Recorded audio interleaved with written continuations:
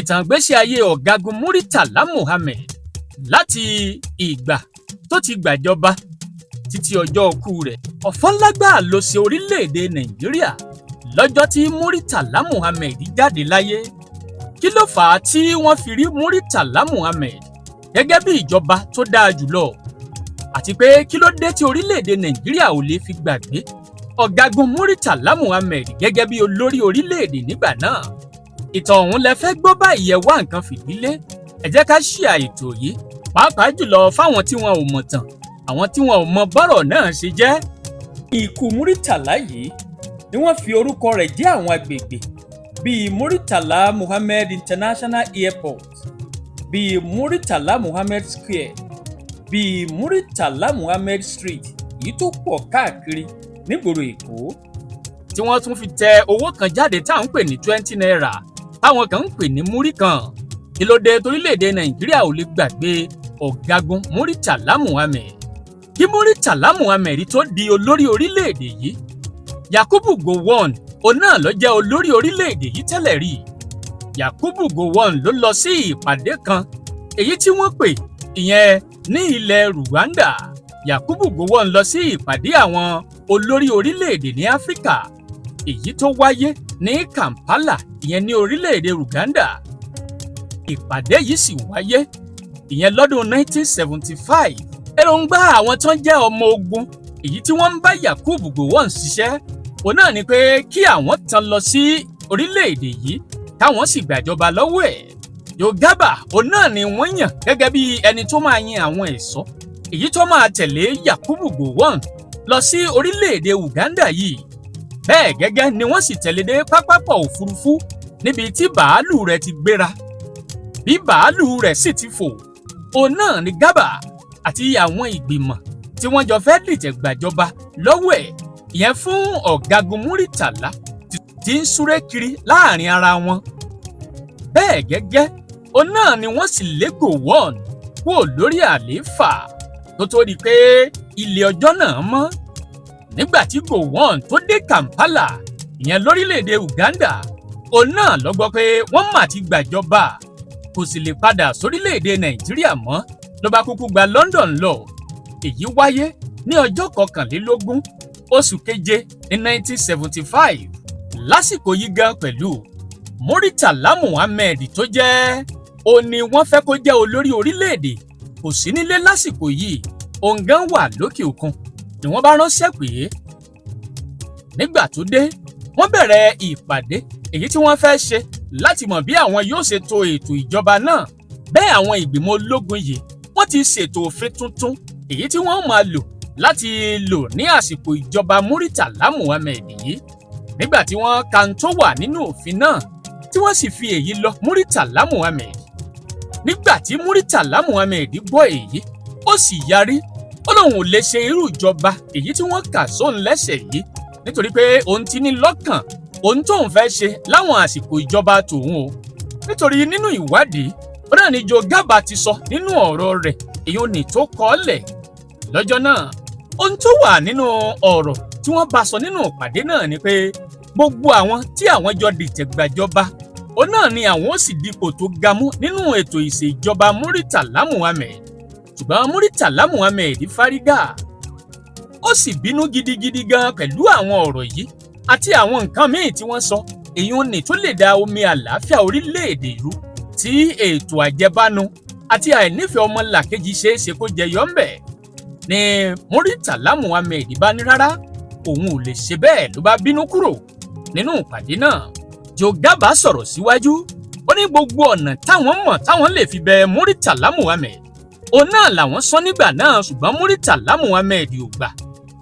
Ni wọ́n bá sọ fún Muritala pé kó jáde fáwọn náà káwọn sáré ṣe ìpàdé ìdákọ́ńkọ́. Ó ní wọ́n bá pe olóyè Olúṣẹ́gun Ọbásanjọ́ wípé pé òun kúkú wá jẹ ààrẹ orílẹ̀-èdè ó sì máa tẹ̀lé ìlànà òfin táwọn fi sílẹ̀ nígbà náà. Ọbásanjọ́ níbẹ̀ ẹ̀kọ́ òun ò gbà. Lẹ́yìn èyí òun náà ni wọ́n pe Yakubu Danjuma láti wá jẹ́ gẹ́gẹ́ bí olórí orílẹ̀-èdè. Àwọn méjèèjì sì kọ̀ káwọn ò gbà. Ọ̀rọ̀ tí Muritala Muhammed sọ òun náà làwọn pàpà faramọ́. Lẹ́yìn èyí Abdul Muhammed ló padà wá bá Muritala sọ̀rọ̀ ìyẹn nídàkọ́ńkọ́ lẹ́yìn èyí òun náà ni Muritala sì gbà. Olóyè Olúṣẹ́gun Ọbásanjọ́ òun ni wọ́n sì fi ṣe igbákejì rẹ̀ gẹ́gẹ́ bí amúgbálẹ́gbẹ̀ẹ́ rẹ̀ nínú ètò ìṣèjọba rẹ̀ èyí tó wáyé lọ́dún 1975 yìí. Yakubu Danjuma òun náà ni wọ́n sì fi ṣe olórí ọ̀gá sójà. Lẹ́yìn èyí òun náà ni wọ́n lọ sí orí rédíò láti kéde Muritala Muhammed gẹ́gẹ́ bí ààrẹ tuntun olórí orílẹ̀-èdè Nàìjíríà. Lẹ́sẹ̀kẹsẹ̀ ni wọ́n ti bẹ̀rẹ̀ sí tan ìjọba yẹ́bẹ́yẹ́bẹ́, pàápàá àwọn gómìnà èyí tí wọ́n bá Yakubu Gowon ṣe ìjọba nígbà náà. Wọ́n sì ní kí wọ́n wádìí àwọn gómìnà ọ̀hún pátápátá kí wọ́n sì yẹ̀dí wọn wò bí ẹnikẹ́ni bá kówó jẹ nínú wọn. Lẹ́yìn èyí òun náà ni wọ́n tú wọn ká, wọ́n sì lé kálukú padà sílé ẹ̀. Àwọn gómìnà tí wọ́n bá Yakubu Gowon ṣèjọba lásìkò ìṣèjọba rẹ̀. Àwọn ohun ìyanu tí Muritala Muhammed ṣe lásìkò ètò ìṣèjọba rẹ̀ rèé. Ó pàṣẹ pé gbogbo àwọn èèyàn tí wọ́n ti fi ọ̀nà èrú kọ́rọ̀ jọ àbí tí wọ́n ti kówó ìjọba sápò kí wọ́n wádìí oníkálukú pátápátá tó fi kanra àwọn gómìnà, bẹ̀rẹ̀ látòrí gómìnà ológun títí dé àwọn ọ̀gá iléeṣẹ́ lẹ́ka-ẹ̀ka. Lẹ́yìn èyí ni ó pàṣẹ kí wọ́n gbọn gbogbo àwọn lọ́gàálọ́gàá tí wọ́n wà níbi iṣẹ́ wò. Bẹ́ẹ̀ ni wọ́n sì bẹ̀rẹ̀ sí dá àwọn lọ́gàálọ́gàá nínú iṣẹ́ gbogbo dúró. Ìṣèjọba Muritala Muhammed ó tẹ́ àwọn aráàlú lọ́rùn, pàápàá jùlọ àwọn mẹ̀kúnnù, nítorí kò fààyè gba àjẹbánu, rìbá àti ìjẹkújẹ lórílẹ̀-èdè. Lẹ́yìn èyí ló pàṣẹ pé kí wọ́n jẹ́ kí oúnjẹ máa wọ orílẹ̀-èdè Nàìjíríà láti ìlú òkèèrè. Bẹ́ẹ̀ sì ni gbogbo ọmọ Nàìjíríà ń jẹ àjẹyó àti àjẹsẹ́kù, nítorí pé oúnjẹ ń wọ̀lú, èyí tó ń wọ̀lú kò jáde wọn torí pé wọ́n ń róúnjẹ jẹ lásìkò nígbà náà. Kódà lásìkò ìjọba rẹ̀ ó yà àwọn owó kan sọ́tọ̀ èyí tó fi ra ẹran àti ẹja fún àwọn èèyàn láti jẹ láwọn àkókò yìí. Bẹ́ẹ̀ gẹ́gẹ́ nínú ètò ìṣèjọba rẹ̀ ó mójútó àwọn ètò ilé ìwòsàn débi pé bí ẹnikẹ́ni bá ṣàìsàn tó bá lọ síbẹ̀ kíákíá làwọn dókítà yóò ti dá lóhùn torí pé onítọ̀hún ò ní fẹ́ fiṣẹ́ rẹ̀ ṣeré. Bẹ́ẹ̀ ni ìwà àbàjẹ́ sì ń dínkù lórílẹ̀‐èdè Nàìjíríà torí Muritala Muhammed máa ń lọ sí àwọn àbẹ̀wò sí àwọn agbègbè gbogbo. Èyí tó bá sì rí pé kò ṣiṣẹ́ rẹ̀ bí iṣẹ́, onítọ̀hún yóò fi imú kàtà òfin lásìkò náà. Gbogbo òṣìṣẹ́ ìjọba pátápátá náà ni wọ́n gbájúmọ́ṣẹ́ wọn lákòókò ètò ìṣèjọba Muritala Muhammed. Nígbà tó di ọjọ́ kẹsàn-án oṣù kẹjọ ọdún 1975, ọdún yìí gan-an ni ìmọ̀ràn wáyé tó sì pe ìpàdé wípé kí wọ́n lọ máa wo ibi tó dára tí a lè lò fún olú ìlú tuntun. Nígbà yìí níbẹ̀ ni wọ́n ti yan onídàájọ́ Akíntọ́lá Àgùdà, náà ló sì jẹ́ olórí fún ìgbìmọ̀ wọ̀nyí. Nígbà tí ìgbìmọ̀ yìí lọ ṣe ìpàdé, àbáyọrí ìpàdé yìí náà ni pé àwọn rí ilẹ̀ kan tí a lè lò tó sì wà nílùú Àbújá nítorí pé ìlú Èkó ti ń kún fún ètò ìṣèjọba ìlú láti jẹ́ olú ìlú fún àǹfààní ẹni tí ò bá mọ̀. Ìdí tí a fi gbé ìjọba lọ sí ìlú Àbújá kì í ṣe pé wọ́n ṣẹ̀ṣẹ̀ rò bí kò ṣe pé ohun tí wọ́n ti rò látàyè Muritala Muhammed láti jẹ́ kí ìjọba àwa ara wa kó gbòòrò. Ìlú Àbújá gẹ́gẹ́ bí ìlú tí wọ́n rí nígbà náà, òun náà sì ni ó ti wà nínú ètò ìṣèjọba Muritala láti gbé ìjọba lọ síbi tá à ń pè ní Àbújá nígbà náà. Láyé ìjọba Muritala Muhammed, ìpínlẹ̀ 12 òun náà la ní lórílẹ̀‐èdè Nàìjíríà. Lásìkò ìjọba rẹ̀ òun náà ni ó fi 7 kún. Nígbà tó di ọjọ́ kẹta oṣù kejì ní ọdún 1976, òun náà la dá ìpínlẹ̀ 2 ọ̀hún sílẹ̀ mọ́ 12 tá a ti ní sílẹ̀. Lára ìpínlẹ̀ ọ̀hún òun náà ni ìpínlẹ̀ Plateau wà, ìpínlẹ̀ Ọ̀yọ́ àti ìpínlẹ̀ Ondo.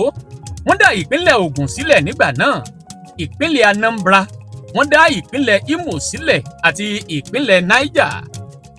Láwọn àsìkò yìí inú Major General Bisala tó ṣiṣẹ́ pẹ̀lú Gowon lákòókò náà ò dùn nítorí pé ìṣèjọba Muritala kò fààyè gba owó àjẹbánu, bẹ́ẹ̀ sì ni kò fààyè gba ìwà àbàjẹ́. Gbogbo ohun tó ń ṣẹlẹ̀ ní àsìkò Muritala òun náà ló ń lọ mú bá Gowon lórílẹ̀‐èdè tó wà. Lákòókò yìí gan ni Muritala fi ẹ̀yìn àwọn lọ́gàálọ́gàá tì níbi iṣẹ́ ológun. ọ̀pọ̀lọpọ̀ àwọn major general òun náà ni ó sì fẹ̀yìn wọn tì lákòókò yìí. Ara ohun tó fa ikú Muritala tí wọ́n fi ń lébù rẹ̀ káàkiri òun náà nìwọ̀nyí. Àwọn ọ̀gá ológun 4 òun náà ló sì wà lórílẹ̀‐èdè Nàìjíríà tó jẹ́ ọ̀gá lọ́gàálọ́gàá nígbà náà. Àwọn 4 ọ̀hún òun náà ni Muritala Muhammed, Olúṣẹ́gun Ọbásanjọ́, Danjuma àti Bisala. Àwọn 4 yìí ni wọ́n jẹ́ brigadier nígbà náà. Gba Muritala wo ipò tó ga jù láti fi àwọn èèyàn wọ̀nyí sí pẹ̀lú ara rẹ̀. Bẹ́ẹ̀ ni òun pẹ̀lú di general nínú iṣẹ́ ológun. Olúṣẹ́gun Ọbásanjọ́ ni wọ́n fún ní lieutenant general.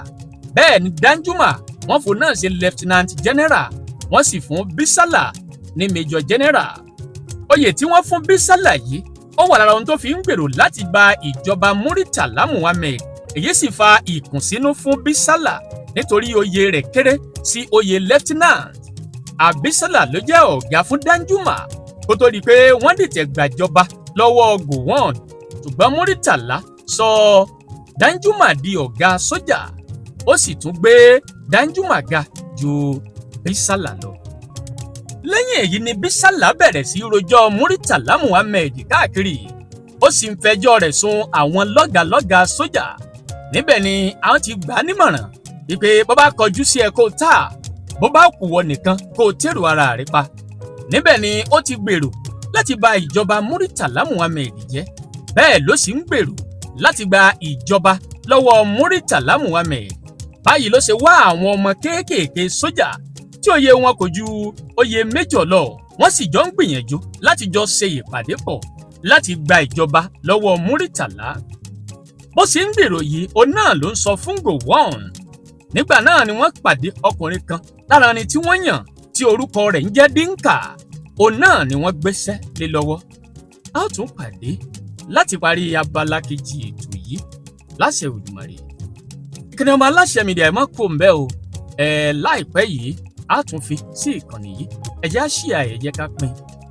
Mo ti ń sọ fún wa pé bó bá ṣe ń lọ àwa ò ní jẹ́ kí tí yín ó di sí o. A ó tún pàdé lọ́jọ́ míì ọjọ́ orí lórí abala kejì níbi tí a ti máa rí bí Dinka ti ṣiṣẹ́ owó ẹ̀. Ire o, ire kàbìtì. Àtìrètí rẹ̀ o, ọmọ aláṣẹ dìde. Àtìrètí rẹ̀ o, ọmọ aláṣẹ dìde. Wá bá wa sọ̀rọ̀ ìjìnlẹ̀, ká lè mọ bí ayé ń kọrí sí. Wá bá wa sọ̀rọ̀ ìjìnlẹ̀, ká lè mọ ìgbésẹ̀ tó yẹ ká gbé. Ọmọ aláṣẹ.